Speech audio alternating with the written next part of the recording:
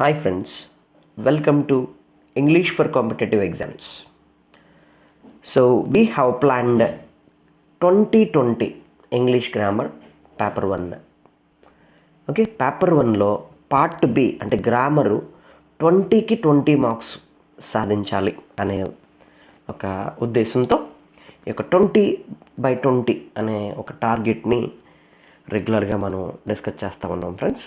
This is the second paper from that. చూడండి. Edit the following passage correcting the underline parts. So underline పార్ట్ని మనం edit చేసి, అది mistake friends, మనం right చేసి రాయాలన్నమాట. చూడండి. They are playing chess for over 500 years. Over 500 years. So మనం ఒకసారి టెన్స్ ఫైండ్ అవుట్ చేద్దాం. A chess we play today came from Europe. One player uses the white pieces. అంటే ఇక్కడ ప్లే అని ఉంది, యూజెస్ అని ఉంది, అంటే ప్రజెంట్ టెన్స్ బేస్డ్గా ఉంది ఫ్రెండ్స్ ఈ పాసేజ్. కాబట్టి ఇక్కడ సెంటెన్స్లో చూస్తే ఫర్ ఓవర్ 500 ఇయర్స్ అని ఉంది. ఫర్ ఓవర్ 500 ఇయర్స్ అని ఉంది అంటే పీరియడ్ ఆఫ్ టైంని ఇండికేట్ చేస్తుంది. And it is a simple sentence also. ఒక సెంటెన్స్లో ఫర్ ఉంటే కనుక ఆ సెంటెన్స్ని మనం ప్రజెంట్ పర్ఫెక్ట్ కంటిన్యూస్లో రాయాలి ఫ్రెండ్స్. అంటే ఆర్ ప్లేయింగ్ని ఆర్ తీసేసి have or has been playing అని రాయాలి. సో ఇక్కడ మరి పీపుల్ అనేది ప్లూరల్ కాబట్టి నేను హ్యావ్ బీన్ ప్లేయింగ్ అనేది తీసుకుంటాను. People have been playing chess for over 500 years. Okay friends. Next, a chess we play today came from Europe. A chess we play today came from Europe. See this. యాక్చువల్గా chess అనేది game friends. Games and sports ముందు మనం a article వాడకూడదు. We should not use any article. ఎటువంటి article వాడకూడదు friend. కానీ ఇక్కడ ఏం జరిగిందో చూడండి. People are playing chess. Already ఈ చెస్ అనేది ముందు సెంటెన్స్లో ఇవ్వడం జరిగింది. ఇక్కడ మనం గమనిస్తే ఎప్పుడైతే ఒక నౌన్ రిపీటెడ్గా వచ్చిందో దాన్ని ఎఫెమారికల్ యూస్ అంటారు ఫ్రెండ్స్. ఎఫెమారికల్ యూస్ అంటారు. అంటే రిపీటెడ్గా వచ్చినటువంటి నౌను అది ఒమిషన్ ఆఫ్ ఆర్టికల్, అంటే ఆర్టికల్ వాడకుండా ఉండాల్సిన సిచ్యువేషన్ అయినా ఆ కేసులో ఆర్టికల్ ద అనేది తీసుకోవాలి friends. We have to take article the. Okay friends. ఇక్కడ చెస్ అనేది రిపీట్ అయింది కాబట్టి ఒక నౌను రిపీట్ అయితే ఆ రిపీటెడ్ అంటే రెండోసారి వచ్చినటువంటి రిపీటెడ్ నౌన్ ముందు ఆర్టికల్ ద తీసుకోవాలి friends. Okay. So people are playing chess for over 500 years. The chess we play today came from Europe. ఓకేనా. సో ఇలా రెండోసారి రిపీట్ అయిన నౌన్ ముందు దా వాడుకోవాలి. Next, one player uses the white pieces and other uses the black pieces. There are few rules but these are basics. Few rules but these are basics అన్నాడు. చూడండి, few అంటే అర్థం ఏంటో చూడాలి friends. So few అంటే అర్థం ఏంటంటే nothing అని అర్థం ఫ్రెండ్స్. ఫ్యూ అంటే ఏంటి? నథింగ్ అని అర్థం. చూడండి, there are few rules but these are basics. Few rules అన్నాడంటే ఇక్కడ మనకి ఫ్యూ అని మాత్రమే ఉంటే మన మీనింగ్ ఏంటి? నథింగ్. అంటే అక్కడ ఎటువంటి రూల్స్ లేవు అంటున్నాడు. ఇక్కడ కరెక్టా? కాదనమాట. మరి ఏం వాడాలి? ఏ ఫ్యూ అని వాడుకోవాలి. ఏ ఫ్యూ అంటే ఏంటి ఫ్రెండ్స్? సమ్ రూల్స్ లేదా సమ్ అని అర్థం ఫ్రెండ్స్. సో సమ్ తర్వాత ఏముంది? రూల్స్ ఉంది. అంటే ఏంటి? సమ్ రూల్స్ ఆర్ దేర్ అని అర్థం అనమాట. ఓకే. ఇప్పుడు ఏం వాడాలి? అ ఫ్యూ అని వాడుకోవాలి. ఫ్యూకి ఏ యాడ్ చేసుకోవాలి friends. We have to use a few rules. A few rules. Okay.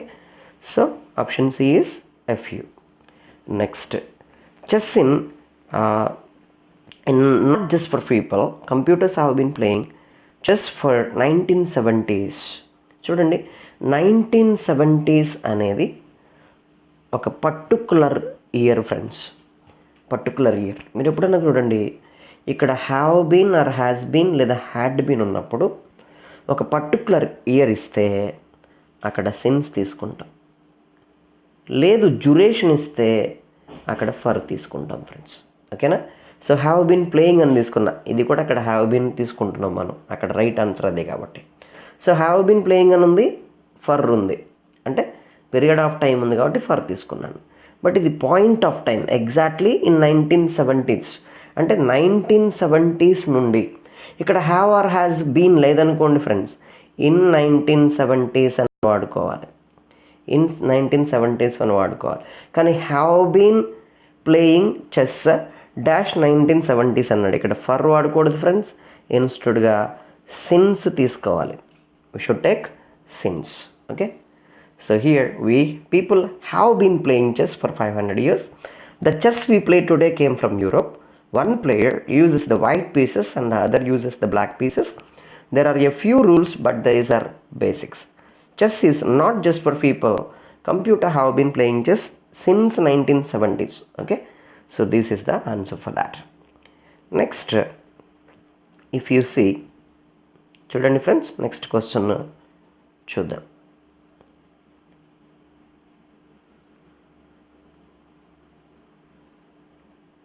Question number 17. Combine the following sentences by using who. Relative pronoun who. Thomas Alva Edison had only 3 months of formal education. He was partially deaf. ఇక్కడ మనం గమనించినట్లయితే second placed subject చూడమన్నాను friends నేను. ఇక్కడ ఏముంది? He ఉంది. He first placed సబ్జెక్ట్లో దేన్ని refer చేస్తుంది అంటే హీ అంటే హూ అని ఇచ్చాడు కాబట్టి పర్సన్, కాబట్టి థామస్ ఆల్వా ఎడిసన్ని మనం తీసుకోవచ్చు ఫ్రెండ్స్. ఓకే, థామస్ ఆల్వా ఎడిసన్ని మనం తీసుకోవచ్చు. సో ఇక్కడ ఈ ఎడిసన్, థామస్ ఆల్వా ఎడిసన్ తర్వాత హూ అనేది మనం తీసుకోవాలన్నమాట. చూడండి, ఇప్పుడు ఆన్సర్ చూడండి. Thomas Alva Edison who had only 3 months of formal schooling was partially deaf. Okay, ఎప్పుడైతే మనం ప్రాపర్ నౌన్ తీసుకుంటున్నామో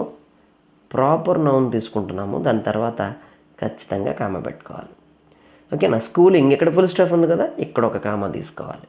ఇక్కడ హీ అనేది హూగా తీసుకుంటున్నాం కదా, దీన్ని రిమూవ్ చేసుకోవాలి. అంతే, that's the answer for us. So in this place, who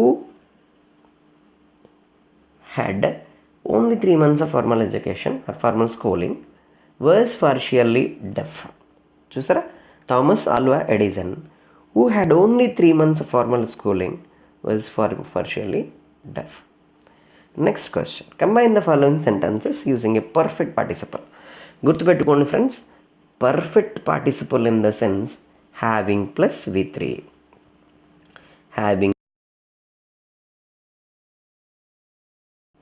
Okay, combine the following sentences using a perfect participle. See friends, perfect participle అనగానే మనకి హ్యావింగ్ ప్లస్ V3 గుర్తుకు రావాలి. ఖచ్చితంగా వెర్బ్ని హ్యావింగ్ ప్లస్ V3లోకి మార్చుకోవాలి. మ్యాక్సిమం ఫస్ట్ వెర్బ్ అనమాట. చూడండి, having plus V3 అనేది perfect participle. Mister Abel decided to marry Mrs. John Sharuks. He left the house. ఇప్పుడు కూడా సెంటెన్స్ని స్టార్టింగ్లోనే మిస్టర్ ఎబెల్ రెండు సెంటెన్సెస్ యొక్క సబ్జెక్ట్ చూడండి friends. Mister Abel, okay, he రెండు కూడా ఒకటే. మిస్టర్ ఎబెల్ అండ్ హీ రెండు సబ్జెక్ట్స్ కూడా ఒకటే. అలాంటప్పుడు రెండిట్లో ఒకటి కామన్ తీసుకోవాలి ఫ్రెండ్స్. అంటే ఇక్కడ నౌన్ ఇచ్చాడు కదా, నౌన్ని సెకండ్ ప్లేస్లోకి తీసుకొచ్చేయాలి. చూద్దామా? సో డిసైడెడ్ అనే వర్బ్ ఉంది, దీన్ని పర్ఫెక్ట్ పార్టిసిపల్లో రాద్దాం. ఎలా రాయొచ్చు? Having plus V3. Having decided. Okay, having decided to marry John Sharooks as it ఈస్గా రాసుకోవచ్చు. Having decided to marry John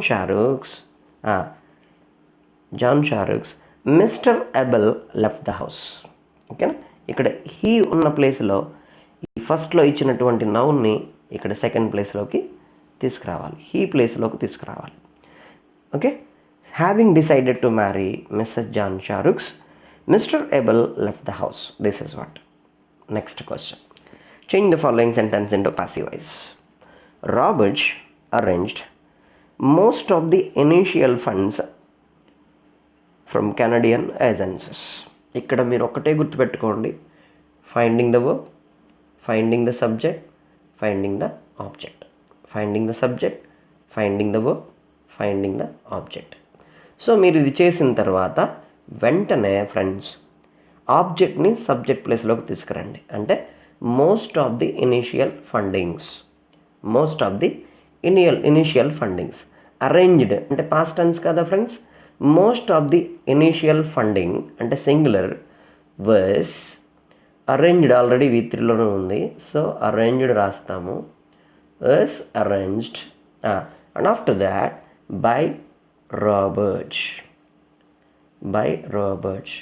Most of the initial fundings were arranged by Roberts from Canadian agencies. అంటే extra ఏదైతే ఉందో దాన్ని ఎక్కడుందో అక్కడ as it ఈస్గా రాసేసుకోవచ్చు friends. Okay, so from Canadian agencies లాస్ట్లో యాడ్ చేసుకుంటే అదే ఆన్సర్ అనమాట. చూడండి ఒకసారి. Most of the initial funding was arranged by Roberts from Canadian agencies. This is the answer for that. Question number 23. Combine the following sentence using neither nor. Neither norను ఉపయోగించి ఈ సెంటెన్స్ని combine చేయాలి friends. గుర్తుపెట్టుకోండి, neither నార్ వచ్చినప్పుడు first నాట్ని remove చేసేయాలి friends. Neither నార్ కానీ either కానీ వచ్చినప్పుడు common తీసుకోవాలి friends. First for example he రెండు సబ్జెక్ట్ సేమ్ కదా, వాటి ముందు వాడకూడదు. వర్స్ రెండు సేమే కదా, వాటి ముందు కూడా వాడకూడదు. Clever, hard worker.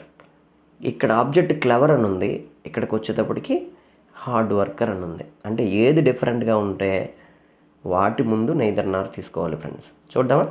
He verse common తీసుకోండి. ఫస్ట్ రెండు సబ్జెక్ట్లో సేమే కదా, ఒక్కదానికే కామన్ తీసుకోవచ్చు. వర్స్ రెండు సేమే కదా, వర్స్ తీసుకోవచ్చు. నాట్ రెండు రిమూవ్ చేసేద్దాం. So clever, neither clever. So neither clever తర్వాత వెంటనే nor hard working. Okay, so nor hard working ఇట్లా చేయాలి friends. Okay, he was neither clever nor hard working. That's the answer. ఏం చేశాను నేను, హీ రెండు కామన్ తీసుకున్నాను. నెక్స్ట్ వర్స్ రెండు కూడా ఒకదాన్ని కామన్ తీసుకున్నాను. నాట్ నైదర్ నార్ ఉన్నప్పుడు నాట్ ఉన్నట్టే కాబట్టి నాట్ని రిమూవ్ చేసుకున్నాను రెండు సెంటెన్స్లో. Clever, neither clever nor hard working. Okay, next question 24th question. Combine the following sentences using though అయినప్పటికీ అని అర్థం ఫ్రెండ్స్. సో దో అని వాడితే కనుక దాన్ని కాంప్లెక్స్ సెంటెన్స్ అంటారు. దో కానీ, ఆల్ దో కానీ, ఈవెన్ దో కానీ మూడు ఒకే ఫామ్లో వాడుకోవచ్చు ఒకే విధంగా. The women were illiterate, the became competent foresters. Okay, the became competent forester. ఏమైనప్పటికీ వారు ఇల్లిటరేట్ అయినప్పటికీ ఒక మంచి కాంపిటెంట్ ఫారెస్టర్స్గా వాళ్ళు ఉన్నారంటున్నాను నేను. మరి అయినప్పటికీ అనే సెంటెన్స్ ఎక్కడ వాడాలి ఫ్రెండ్స్? అంటే వాళ్ళకి ఏదైతే క్వాలిటీ లేదో, వాళ్ళు ఎడ్యుకేటెడ్ కాదు, వాళ్ళు ఇల్లిటరేట్ అయినప్పటికీ చేయగలిగారు, అయినప్పటికీ కాంపిటెంట్గా ఉండగలిగారు. అంటే the women who were illiterate అనే ముందు దో అనేది యాడ్ చేసుకుంటే సరిపోతుంది. దో చూడండి, though the women were illiterate, comma they became competent foresters. That's it. Though the women were illiterate, they became competent forester. That's the right answer friends. Next question.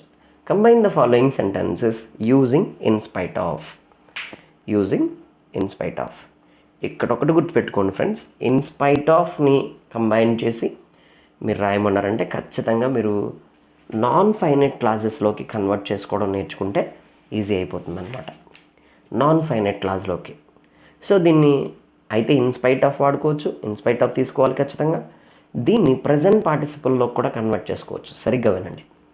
There, they రెండు different subjects కదా friends, రెండు as it ఈస్గా రాసుకోవాలి, common తీయడానికి లేదు. కాబట్టి first as it ఈస్గా there రాయాలి. దేర్.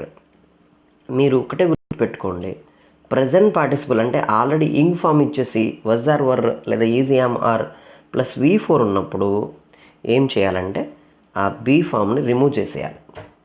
బీ ఫామ్ని రిమూవ్ చేసేస్తే remaining is your answer. So ఇప్పుడు మరి ఏమన్నాడు, ఇన్స్పైట్ ఆఫ్ వాడమన్నాడు, దాన్ని ముందు యాడ్ చేసేయండి ఫ్రెండ్స్, స్టార్టింగ్లో యాడ్ చేసేయండి ఫ్రెండ్స్, అదే మీకు ఆన్సర్ అవుతుంది. చూడండి, in spite of in spite of, were తీసేయండి, in spite of their were freezing temperature they trekked for hours, అంతే. In spite of their freezing temperatures. Okay, రెండు డిఫరెంట్ సబ్జెక్ట్స్ కాబట్టి రెండు యాజ్ ఇట్ ఈస్గా రాసుకోవాలి. సో ఎప్పుడైతే బీ ప్లస్ V4 ఇచ్చాడో, V4 already ఉంది కాబట్టి ఇంకొక బీయింగ్ అనేది లేదా ఇంకొక V4 లాంటిది తీసుకోకూడదు, ఇంక్ ఫామ్ తీసుకోకూడదు. కాబట్టి ఈ బీ ఫామ్ని జస్ట్ రిమూవ్ చేసేస్తే remaining will be your answer. Next question, fill in the blanks with suitable prepositions. Kavya goes to school dash her teacher daily.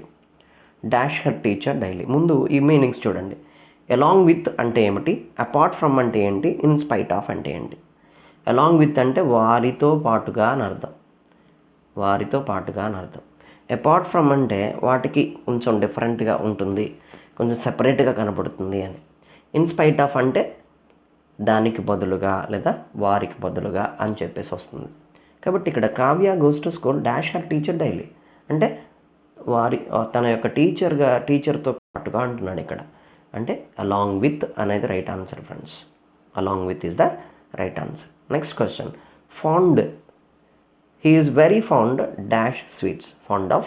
Fond with ఫాండెట్. మరి ఎప్పుడు గుర్తుపెట్టుకోండి, ఫాండ్ అనే అడ్జెక్టివ్ లేదా ఫాండ్ అనే వర్డ్ తీసుకునే ఏకైక ప్రిపోజిషన్ ఆఫ్ మాత్రమే, ఇంకా వేరే ప్రిపోజిషన్ వాడడానికి ఉండదు అనమాట. It is a fixed preposition friends, just remember this. Next question, next question about that 29th. I thought before some other questions are there, let us see this.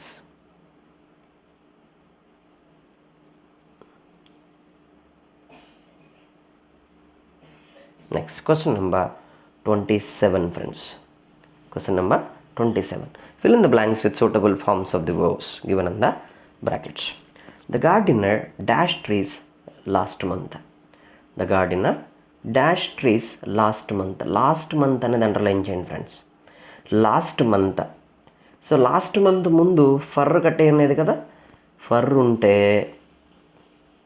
లేదా since ఉంటే, since last month అన్నాడు అనుకోండి, అప్పుడు tense మారిపోతుంది. కానీ అవేమి లేవు ఇక్కడ, జస్ట్ లాస్ట్ మంత్ అన్నాడు. ఎప్పుడైతే last month, last year, last week అన్నాడో ఆ టెన్స్ని V2లో రాసుకోవాలంటే సింపుల్ పాస్ట్లో రాసుకోవాలి. అంటే cut cut cut. So V2 is cut ఉంది. Indian film industry. Next question friends, Indian film industry witness many changes over the years. Over the years. So over the years అంటే period of time friends, period of time. కాబట్టి Indian film industry have witnessed అని కానీ లేదా have been witnessing అని కానీ రెండు తీసుకోవచ్చు. Have witnessed తీసుకోవచ్చు ఇక్కడ. ఓకే, అంటే ఇది ప్రజెంట్ పర్ఫెక్ట్లో కూడా తీసుకోవచ్చు, లేదు అంటే ప్రజెంట్ పర్ఫెక్ట్ కంటిన్యూస్లో కూడా తీసుకోవచ్చు. హ్యావ్ బీన్ విట్నెస్సింగ్ అని కూడా తీసుకోవచ్చు ఫ్రెండ్స్. సో ప్రాపర్గా రావాలంటే have been witnessing is right answer because it is a period of time. Have been witnessing. Okay friends. Next question, after I dash my work I dash to bed. I dash my work ఎప్పుడు గుర్తుపెట్టుకోండి, simple logic ఇది. After before ఎక్కడ వస్తాయంటే maximum past perfect simple past కాంబినేషన్లో వస్తాయి friends. After తర్వాత వచ్చేటటువంటి verb ఎప్పుడు కూడా, ఆఫ్టర్ తర్వాత వచ్చేటటువంటి వెర్బ్ ఎప్పుడు కూడా హ్యాడ్ ప్లస్ V3 అయి ఉండాలి. హ్యాడ్ ప్లస్ V3 అయి ఉండాలి. లేదు తర్వాత ఇంకో వెర్బ్ ఉంది కదా చూడండి, ఇది అక్కడ V2 రాసుకోవాలి. అంటే ఆఫ్టర్ తర్వాత వచ్చేది ఎప్పుడు కూడా హ్యాడ్ ప్లస్ V3 అయి ఉండాలి. సో నెక్స్ట్ వచ్చే వెర్బ్ V2 అయి ఉండాలి, గుర్తుపెట్టుకోండి. ఇదే కనుక బిఫోర్ అని ఉందనుకోండి ఫ్రెండ్స్, మరి బిఫోర్ ఉన్నప్పుడు ఏం చేయాలి అంటే బిఫోర్ తర్వాత వచ్చేటటువంటి వెర్బు ఖచ్చితంగా V2 అవ్వాలి. మరి నెక్స్ట్ ఇంకో వెర్బ్ ఇంకో బ్లాంక్ ఉంటుందిగా, అక్కడ ఏం రావాలి, అక్కడ తీసుకోవాలి హ్యాడ్ ప్లస్ V3 అనేది. ఓకేనా, ఇది రివర్స్ చేసుకోవాలి. బిఫోర్కి ఫస్ట్ V2 వస్తుంది, నెక్స్ట్ హ్యాడ్ ప్లస్ V3 వస్తుంది. బట్ ఆఫ్టర్కి ఫస్ట్ హ్యాడ్ ప్లస్ V3 వస్తుంది, నెక్స్ట్ V2 వస్తుంది, అలాగనమాట. సో ఇప్పుడు ఏముంది, ఆఫ్టర్ ఉంది. సో ఆఫ్టర్ తర్వాత ఇమీడియట్గా రావాల్సిన వెర్బ్ ఏంటి, హ్యాడ్ ప్లస్ V3 అంటే హ్యాడ్ ఫినిష్డ్. హ్యాడ్ ఫినిష్డ్ అనేది రావాలి ఫ్రెండ్స్. హ్యాడ్ ఫినిష్డ్ అనేది తీసుకోవాలి. మరి నెక్స్ట్ వర్బ్ ఏం రావాలి అంటే గో ఉంది, V2లో రాసుకోవాలి వెంట. So this is a simple logic there. Next, fill in the blanks with suitable articles. So my town has a museum. My town has a museum అంటే ఒక మ్యూజియం అంటే వన్ సెన్స్లో కాబట్టి అది ఆర్టికల్ ఏ. ఎందుకంటే దిస్ ఇస్ కన్సోనెంట్ సౌండ్, మా sound కాబట్టి consonant sounds friends we have to use a. ఇందా చెప్పుకున్నాం కదా, ఎఫమారికల్ యూస్ అంటే ఒక నౌను రిపీటెడ్గా వాడబడితే అంటే పర్టికులరైజ్ అవుతుంది. ఇప్పుడు తెలుసు మనకి ఇది పర్టికులర్ మ్యూజియం, ఆ మ్యూజియం అని. ఇక్కడ తెలియదు అంటే ఒక మ్యూజియం, ఏదో మ్యూజియం అంటున్నాను ఇక్కడ, కానీ ఇక్కడ మనకు తెలుస్తుంది ఆ మ్యూజియం పర్టికులర్ మ్యూజియం. కాబట్టి రిపీటెడ్ నౌన్కి ముందు దా వాడుకోవాలి ఫ్రెండ్స్. ఓకేనా? So next question, let us go for that. So my town has a museum. The museum is located in Bandar Road. Bandar Road. Next, 29th question friends. Miss Krishnaveni complains about everyone in the class. You feel you should stop it. Okay na? You should stop it. So ఇక్కడ verb ఏంటి friends? వెర్బ్ని find out చేయండి first. Stop అనేది. So ఎవరు complaint చేస్తున్నారు? డైరెక్ట్గా ఇచ్చేసాడు, miss Krishnaveni. Subject కూడా ఇచ్చేసాడు. ఏం చేస్తున్నారు అంటే complaints about every one. So complaints about every one అని ఉంది. సో ఇప్పుడు తీసుకుందాం చూడండి. సో మిస్ కృష్ణవేణి సబ్జెక్ట్ తీసుకోండి. తీసుకున్న తర్వాత వెర్బ్ తీసుకోండి, స్టాప్ అనే వెర్బ్ని V2లోకి మార్చుకోండి. V2 ఏంటి friends? Stopped. So miss Krishnaveni stopped. What is that? Complaining. ఎప్పుడు గుర్తుపెట్టుకోండి, స్టాప్డ్ కానీ స్టార్ట్ కానీ అవాయిడ్ కానీ ఇలాంటి వెర్బులు వచ్చినప్పుడు మీరు రాసేటటువంటి వెర్బు యింగ్ ఫామ్లో ఉండాలి. నెక్స్ట్ కమింగ్ వెర్బ్ అనమాట ఈ కంప్లైండ్ అనే వెర్బ్. ఎలా ఉండాలి? Complaining, stopped complaining. Miss Krishnaveni stopped complaining about every one. మిగతాది యాజ్ ఇట్ ఈస్గా యాడ్ చేసుకోవచ్చు. అబౌట్ ఎవ్రీ వన్ మనకి ఇచ్చిన ఎక్స్ప్రెషన్ని ఇప్పుడు ముందు యాడ్ చేసేసుకోవాలి ఫ్రెండ్స్. ఏంటది? It's high time miss Krishnaveni stopped complaining about every one. So this is the right answer for that. It's high time miss Krishnaveni stopped complaining about every one. Okay, next question. Your neighbour is watching TV at a high volume. Advise him to reduce the volume as it is damages ears. Advise him to reduce the volume as it damages ears. So ఇక్కడ మనం చూస్తే, so your neighbour is watching TV at high volume. So ఏం చేస్తున్నాడు? TV ఎక్కువ వాల్యూమ్తో చూస్తున్నాడు. So నువ్వేం చేయాలి? Advise చేయాలి. అడ్వైజ్ చేసేటప్పుడు ఏం వాడాలి? Should or should not, ought to or ought not to వాడాలి. సో ఇక్కడ ఏం రాయాలంటే you should not watch TV at high volume అని రాసుకోవచ్చు. You should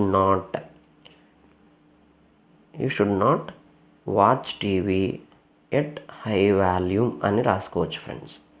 at high volume. So ఇలా తీసుకోవచ్చు అనమాట సింపుల్గా.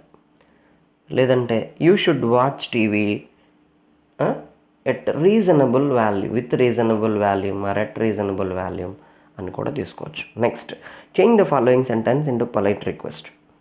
You to A stranger show me the way to the market. ఇక్కడ బెటర్ వే ఏంటంటే could you please friends, could you please. So could you please show me the way to the market. So ఇది as it ఈస్గా ఉంచేస్తాం కాబట్టి ముందు could you please అనేది add చేసుకుంటే సరిపోతుంది. Could you please show me the way to market అనేది add చేసుకోవాలి friends. That's it. So next question, let us see. I thought speech is missed here. Let us find out and I'll tell you the answer for that also. చూద్దాం friends. Next 20th question. It is missed in the middle, which we shall add it at the end. Victoria said, "Oh grandpa, I'm so glad you are not dead." Okay, so ఇక్కడ Victoria subject తీసుకోండి friends. సబ్జెక్ట్ని హ్యాపీగా ఏదైతే subject ఉందో దాన్ని తీసుకోండి. Victoria. Okay, so హో అన్నాడు. హో అంటే ఎక్స్క్లమేటరీ సెంటెన్స్. సో ఏమొస్తుంది? రిపోర్టింగ్ వెర్బ్ ఎక్స్క్లెయిమ్డ్ వస్తుంది ఫ్రెండ్స్. ఎక్స్క్లెయిమ్డ్ అనే రిపోర్టింగ్ వర్బ్ తీసుకోండి. విక్టోరియా ఎక్స్క్లెయిమ్డ్ హ్యాపీలీ, లేదా Victoria exclaimed with happiness are with more happiness, with joy or with happiness, both can be written. that చూడండి, I am so glad you are not dead. So Victoria exclaimed with more happiness that she was so glad he was not dead. So అలా చేసుకోవచ్చు. You అనేది హీని refer చేస్తుంది, I అనేది షీని refer చేస్తుంది, సబ్జెక్ట్ని refer చేస్తుంది. So I becomes she, yam becomes was, she was so glad that you are, that means he. So past tense, he was not dead. He was not dead. Okay, this is the first answer. Next, Abel said, hey, what's that? Who has gone dead? So, hey, what's that? Who has gone dead? Here, Abel asked what you call Victoria. Abel asked Victoria angrily or with suspense. Asked Victoria with some suspense. Okay, like that also we can write. And asked her again who had gone dead. Who had gone dead. And asked her who died, లేదా who had gone dead. Who had gone dead. Like that we can use here. Next, combine the following sentences using such that. Combine the following sentences using such that. చూడండి, it is an interesting city. An interesting city. We are going to visit again. సింపుల్గా first is తర్వాత, first verb తర్వాత such తీసుకోండి. అంటే it is such an interesting city. Next full stop తర్వాత, full stop ప్లేస్లో that తీసుకోండి, సరిపోతుంది. It is such an interesting city that we're going to visit again. That is what. Next question friends. So it is such an interesting city that we're going to visit again. Next last question. Combine the following sentences using as. I had to do a bit of catching up. I had to do a bit of catching up. I walked fast. So reason ముందు as వాడుకోవాలి. ఎందుకు ఫాస్ట్గా నడిచాను అంటే as I had to do a bit of catching up friends. That is why I have used as I had to do a bit of catching up, I walked fast. So reason ముందు as వాడుకోవాలి. Next question friends. See if anything is missed here. Let us find. I hope there is nothing missed.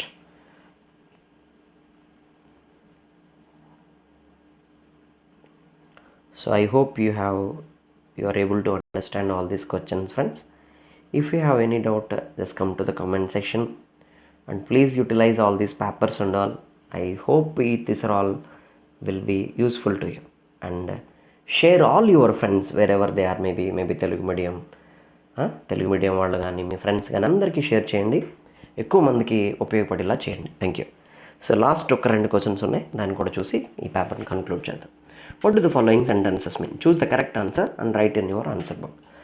If I find your dog in my garden I will report to the police. అంటే ఏంటి ఇక్కడ? Making a statement, giving a warning, expressing surprise, making a suggestion, giving a warning friends. B is the right answer. May I carry your bag? Is it offering help or asking a question, seeking permission or making question? This is offering help friends. Option A is right. Okay, option A is right answer. Thank you for watching this video. Thank you.